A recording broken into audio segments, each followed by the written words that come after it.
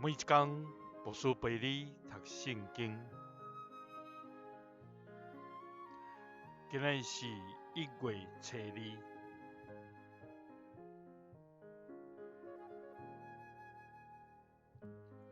诗篇11篇1节到7节。上主是我的避难所。你是安怎对我讲？你就亲像鸟飞去山内，看歹人张弓，按因的箭伫弓弦，要暗中射心正直的人，地基放弃，其人还会当做啥物？上主伫伊的圣殿，上主的宝座伫天里，伊的目睭在看，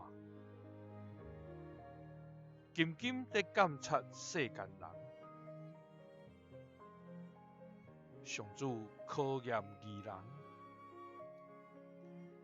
歹人甲爱强暴的人，伊厌恶。伊互得到的火炭降落伫歹人身上，用火焰、硫磺，甲炎热的风，做因应受的报应。上主公义，伊爱公义。正直的人会见到伊的面。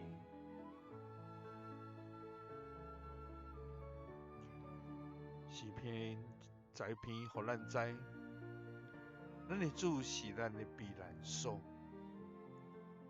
虽然对敌亲像准备好箭，搭伫弓弦要射咱，总是上主伊伫伊的宝座顶，天里目睭在看，伊紧紧在监察世间人。上主也考验义人，总是遐歹人、爱强暴的人，咱的主厌恶因。